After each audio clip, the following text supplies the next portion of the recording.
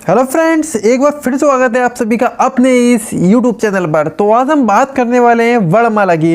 वर्णमाला को हम इसी एक ही वीडियो में कंप्लीट कर लेंगे और आपको कहीं से भी कोई भी क्वेश्चन पूछने की या समझने की ज़रूरत नहीं रहेगी, क्योंकि इस वीडियो में सारी चीज़ें आपकी क्लियर कर दी गई हैं। एक ही वीडियो में आपका सारा सिलेबस वर्णमाला का हो जाएगा। ठीक है, सबसे पहले हम बात करेंगे वर्ण की। वर्ण क्या होता है आखिर, आपसे पूछ लिया जाए एग्जाम में कि वर्ण क्या है, तो वर्ण क्या है 3 पॉइंट में क्लियर करेंगे वर्ण को। ठीक है, वर्ण की परिभाषा को, वर्ण ध्वनि की सबसे छोटी इकाई। आपसे नॉर्मली क्वेश्चन पूछ लेता है वर्ण क्या है, वर्ण ध्वनि की सबसे छोटी इकाई है वर्ण।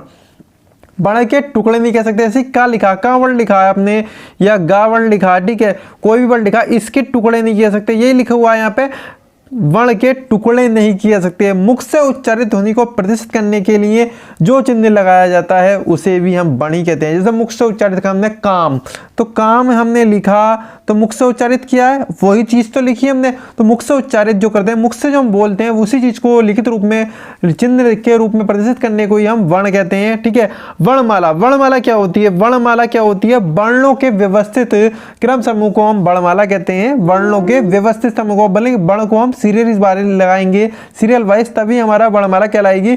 यदि हमने का के बाद सीधे चा लिख दिया तो हमारी वर्णमाला नहीं कहलाएगी। वर्णमाला क्या है, व्यवस्थित समूह, उसका एक निश्चित क्रम है। इसके बाद लिखते हैं वर्णों के जो हमारे समूह में कितने भागों में बांटा गया है वर्णों को, तो वर्णों को 3 आधार पर बांटा गया है। एक लेखन के आधार पर वर्ण कितने प्रकार के होते हैं पूछ लेता नॉर्मली, तो लेखन के आधार पर जो हमारे कुल वर्ण होते हैं 52 होते हैं, और उच्चारण के आधार पर हमारे वर्ण जो होते हैं कभी कभी हमारा 45 दे देता है, कभी कभी 47 दे देता है। ये कैसे देता है ये चीज भी मैं बताऊंगा। और सरकारी स्तर पर आपकी जो बात करें तो 49 गिने गए। कितने गिने गए, 49 गिने गए सरकारी स्तर पर हमारे। और बात करें लेखन के आधार पर, लेखन के आधार पर जो 52 वर्ण हैं उनको कुछ इस प्रकार से डिवाइड किया गया है।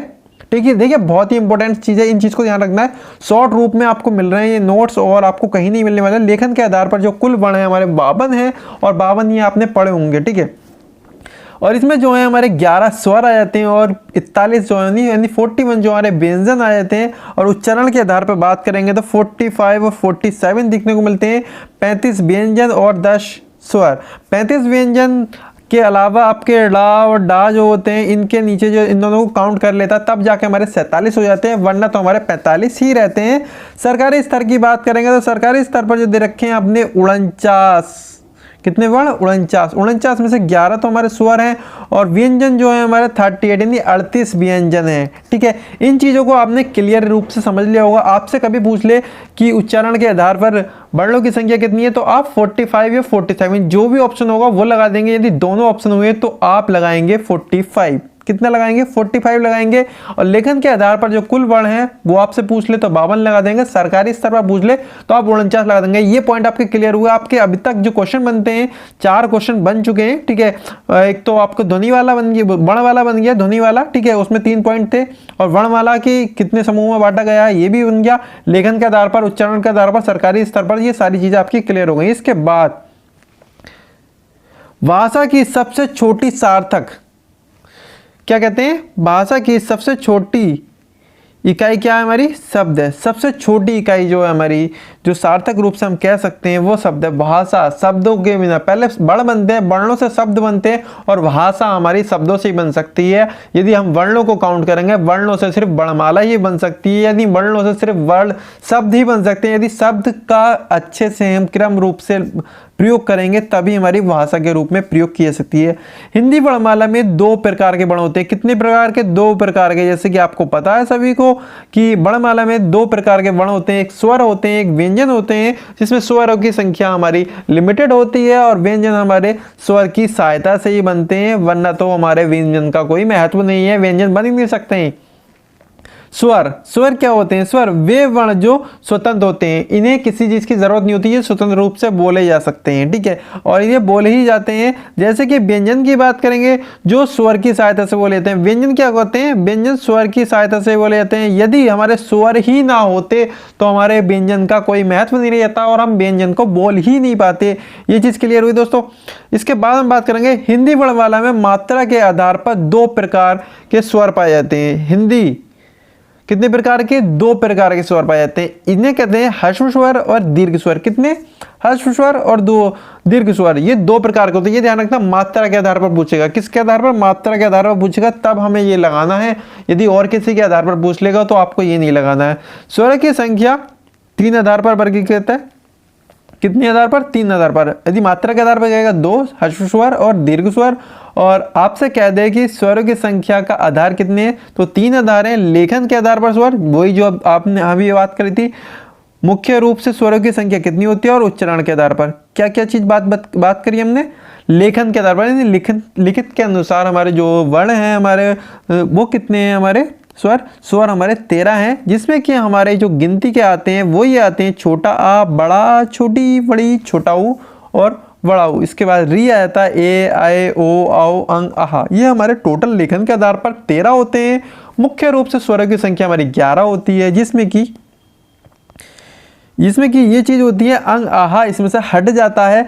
इसके बाद ये संख्या 11 ही रह जाती है। इसके बाद बात करेंगे ये उच्चारण के आधार पर 10 के हो गए, इसमें से री हट जाता है। जो हम बोलते हैं उसका री का प्रयोग हमें दिखाई नहीं देता बोलते समय, तो इसलिए यहाँ से उच्चारण के आधार पर री हट जाता है और अंग, आहा भी हट जाता है हमारा। ये तीनों चीज हट जाती हैं, तब जाके हमारे टोटल 10 बनते हैं। और लेखन के आधार पर बात करेंगे तो 13 है हमारे।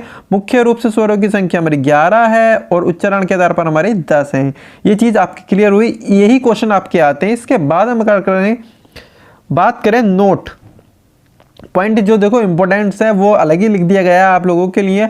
मात्राओं की संख्या कितनी होती है? 10 होती है। टोटल कितनी मात्रा होती है? 10 मात्रा होती हैं, जो कि उच्चारण के आधार पर आपको दिखाई देती हैं। ठीक है, आ को मात्रा नहीं माना जाता है। आ को क्या मात्रा नहीं माना जाता है।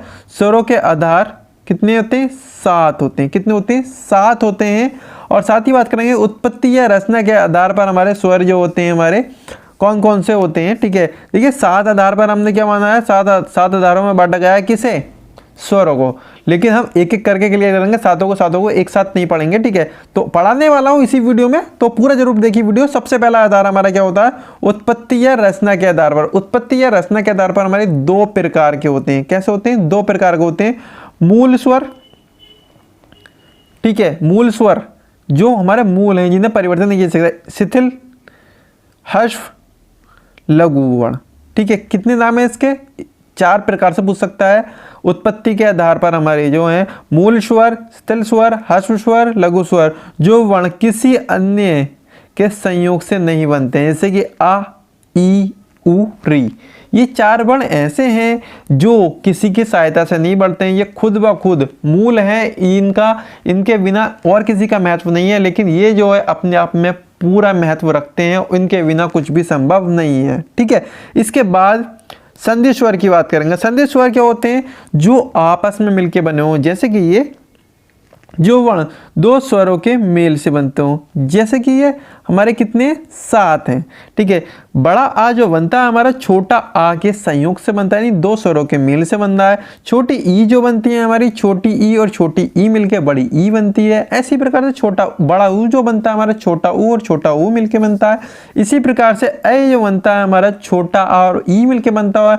और इसके बाद जो ऐ बनता है हमारा, छोटा आ और ए मिलके बनता है। और छोटा औ जो बनता है हमारा, आ प्लस ऊ मिलके बनता होता है। और बड़ा औ जो बनता है हमारा, आ प्लस औ बनकर मिलता होता है। तो इसी प्रकार से हमारे 7 होते हैं। कितने होते हैं?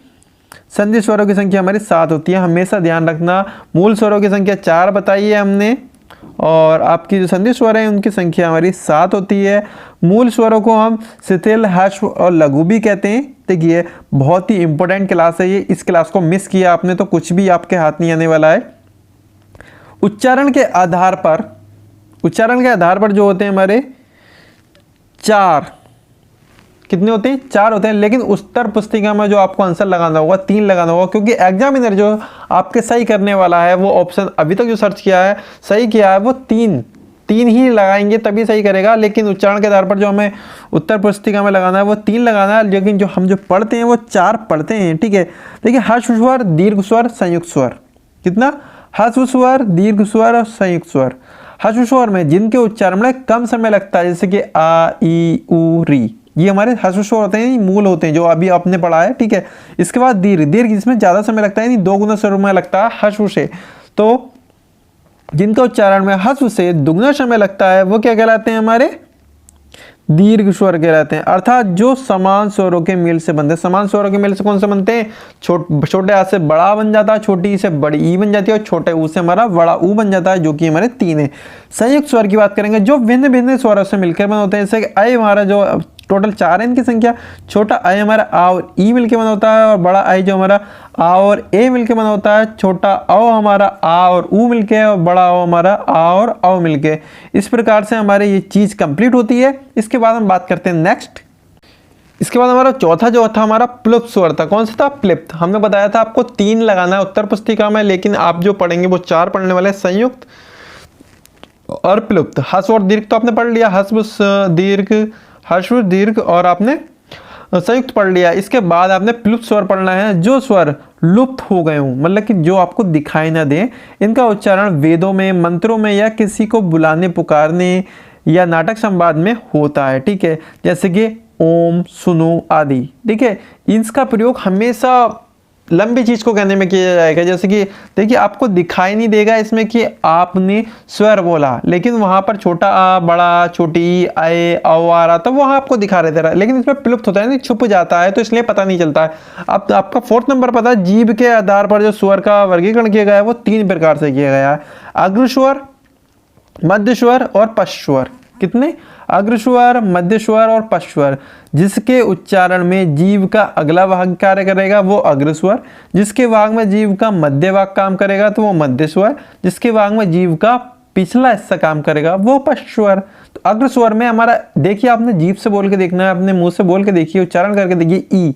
ई में आगे का आपका जो जीव का आगे वाला हिस्सा है वो काम कर रहा है, और ऐसे ही बड़ी ई में बात करेंगे तो और ज्यादा आपका लगने वाला है, अ और बड़ा है। ठीक है, इस तरह से। मध्य स्वर की बात करेंगे तो जीव का मध्य भाग जो ऊपर उठता है वो हमारा अ, तो जीव का मध्य भाग क्या होता है? ऊपर उठ जाता है। ठीक है, मध्य भाग नहीं बीच वाला हिस्सा। पश्च स्वर क्या करेंगे? पिछले स्वर की, जीव का पिछला भाग ऊपर उठ जाता है। आ हम तेज से बोला, आ तेज से बोल रहे हैं हम। ठीक है, तो इसमें कि हमारा मुख द्वार पूरा खुल रहा है, और साथ ही हमारा जो पिछला भाग है वो ऊपर भी उठ रहा है। ठीक है, ऊ, औ, आओ। ठीक है, इस तरह से हम ये चीज उच्चारण करके देखेंगे तो हमें हमेशा याद रहेगा, और हमें कुछ याद करने की जरूरत नहीं है, हम प्रैक्टिकली उस चीज को कभी भी दोहरा सकते हैं। जीव के उठने के आधार पर नेक्स्ट था हमारा जीव। 7 प्रकार से बताया था मैंने स्वरों को वर्गीकरण, तो 7 प्रकार से ही पढ़ेंगे हम पूरा। तो जीव के उठने के आधार पर या मुख द्वार खुलने के आधार पर हमारे 4 प्रकार के होते हैं। समृत स्वर, विव्रत स्वर, अर्धविव्रत स्वर, अर्ध समृत स्वर और अर्धविव्रत स्वर। समृत स्वर में क्या होता है? जिनके उच्चारण में जीभ ऊपर उठती है, जैसे ई, ऊ। ये बताया मैंने अभी। ठीक है, विव्रत स्वर में जिनके उच्चारण में जीभ नीचे रहती है या मुख द्वार पूरा खुला रहता है, जैसे कि आ में जो मुख द्वार पूरा खुला रह रहा है ये विव्रत स्वर है। अर्ध समृत में जिसके उच्चारण में जीभ ऊपर उठकर बीच में रहती है, ऊपर उठती भी है और बीच में रह जाती है, वो हमारे ए और औ हैं, ए और औ हैं। और अर्ध विव्रत में जिनके उच्चारण में जीभ नीचे रहकर भी बीच में रहती है, जैसे आ, ए, औ। ठीक है, नीचे भी रहती है और बीच में भी रहती है, ये चीज थी। ओटो के आधार पर यानी ओष्ठ के आधार पर हमारे जो होते हैं स्वर 2 प्रकार के होते हैं, व्रतमुखी स्वर और अर्ध अव्रतमुखी। ठीक है, व्रतमुखी मतलब कि जिसमें होठों की आकृति गोल बन जाए और जिसमें होठों की आकृति गोल नहीं बनती है। व्रतमुखी में गोल बनेगी और अव्रतमुखी में गोल नहीं बनेगी। इनके उच्चारण में ओष्ठ गोलाकार अवस्था में आ जाए, जैसे ऊ, औ। ठीक है, गोलाकार आकृति में हमारे होठों की आकृति क्या होती है? गोल हो जाती है। इनके उच्चारण में ओष्ठ गोलाकार अवस्था में नहीं होते हैं, जो हमारे अव्रतमुखी कहलाते हैं, जैसे आ, ई, ए, आए। ठीक है, ये थे हमारे 6 थे और वो हमारे 4 थे, तो आप 4 ये उच्चारण करके भी देख सकते हैं, लेकिन इनका रोल जो है हमारा 10 ही का ही है। ठीक है, जो मैंने आपको बताया था। ठीक है, इन 10 का ही हमारा रोल है उच्चारण के आधार पर, जो हमने बताया। तो उच्चारण के आधार पर हमें देखना है।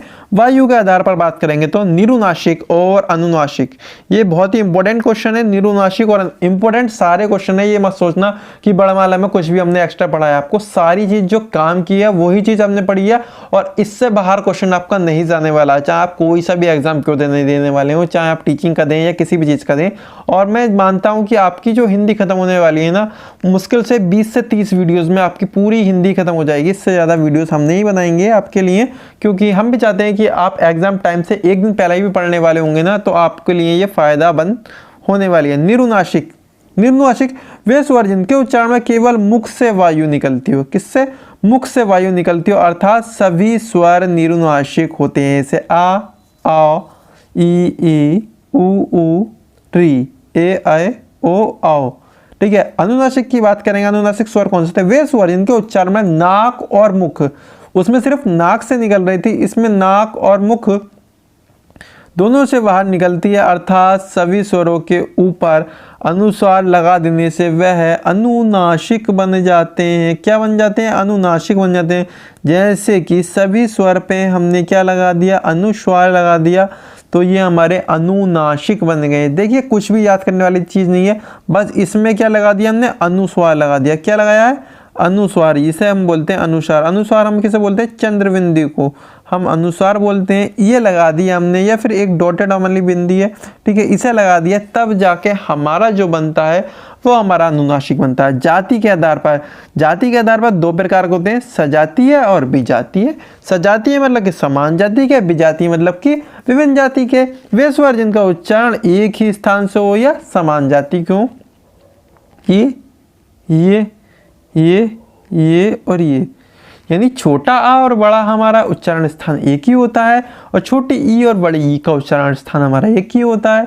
छोटा ऊ और बड़ा ऊ का उच्चारण स्थान एक ही होता है, और ए और ऐ का एक ही होता है, ओ और औ का एक ही होता है। इसके बाद आपका जो विजातीय वाला है, इसमें विभिन्न विभिन्न उच्चारण स्थान होते हैं, एक ही उच्चारण स्थान नहीं होता। मैंने बताया था सजातीय मतलब समान जाति के होंगे। देखिए आ के साथ ई आ मिल रहा है, ई के साथ ई मिल रहा है, लेकिन इसमें विजातीय में समान नहीं होंगे, क्योंकि विभिन्न जाति के होंगे। इसमें आ के साथ ऊ और आ के साथ ए भी मिल रहा है, तो इसलिए ये समान जाति के नहीं है, इसलिए इन्हें विजातीय बोला गया है। ठीक है। इसके बाद एक चीज़ और रह जाती है, आप लोग सोचते हैं कि ये सारी चीज़ें तो कंप्लीट कर ली हमने, ठीक है, स्वर पूरा पढ़ा दिया हमने आज की वीडियो में। इसके बाद व्यंजन रह जाएगा, व्यंजन को भी हम एक ही वीडियो में कंप्लीट करेंगे। उसके लिए भी हम 2 वीडियो नहीं बनाने वाले हैं, सिर्फ एक ही वीडियो आपके लिए काफ़ी है। हमारे चैनल पे आपको यही बेनिफिट मिलने वाला है कि ज़्यादा नहीं पढ़ाएंगे, कम पढ़ाएंगे, लेकिन उतना ही पढ़ाएंगे जो आपके एग्जाम की दृष्टि से महत्वपूर्ण हो। और आप ये नहीं सोचिए कि आपको नॉलेज नहीं मिल रही है, नॉलेज भी मिल रही है। इसके बाद हमारा जो सारी चीज़ें पढ़ने के बाद हमारा स्वर का एक ही चीज़ रह जाती है कि हम हमारे जो उच्चारण स्थान थे वो कौन से स्वर का कहाँ पर होगा। छोटे आ और बड़े आ का उच्चारण स्थान हमारा कंठ होता है। क्या होता है? कंठ होता है। और छोटी ई और बड़ी ई का हमारा तालु होता है, फिर ओष्ठ होता है, री का मूर्धन्य होता है।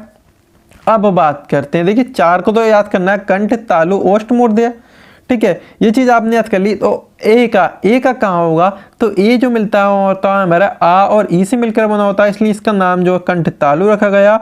और अव जो है हमारा कंठ और ओष्ठ से मिलकर बनता होता है, यानी कि आ और ऊ से मिलकर बना होता है, इसलिए कंठ ओष्ठ रखा गया। और अंग आहा की जो बात करते हैं, ये हमें याद रखना है, ये हमारा जो बनता है कंठ से बनता है। ठीक है, इसकी भी एक ट्रिक बताने वाला हूँ, ठीक है, आप नेक्स्ट वीडियो देखेंगे तो उसमें स्वर और व्यंजन के, ये आपके कंठ, तालु, ओष्ठ, मूर्धन्य, दंत्य, ये सारे चीज़ों की एक ट्रिक हो जाएगी, जिससे कि सारे वर्ण यानी स्वर और व्यंजन दोनों ही आपके एक ही वीडियो में कंप्लीट हो जाएंगे। एक ही ट्रिक से दोनों ही चीज़ें याद हो जाएंगी, आपको अलग अलग याद करने की जरूरत नहीं रहेगी। तो नेक्स्ट वाली वीडियो जरूर देखना और उसमें बताना कि आपको क्या अच्छा लगने वाला है, और आपके लिए कोई भी सुझाव हो नीचे कमेंट बॉक्स में कमेंट जरूर कीजिए। आपको वीडियो कैसा लगा ये भी बताइए, और नए हैं तो यार दोस्तों चैनल को सब्सक्राइब जरूर कर लीजिए। इसी तरह की वीडियो आपके लिए बनाते रहेंगे हम। धन्यवाद दोस्तों, आज की वीडियो में फिलहाल इतना ही। जल्दी मिलते हैं। जय हिंद, जय भारत।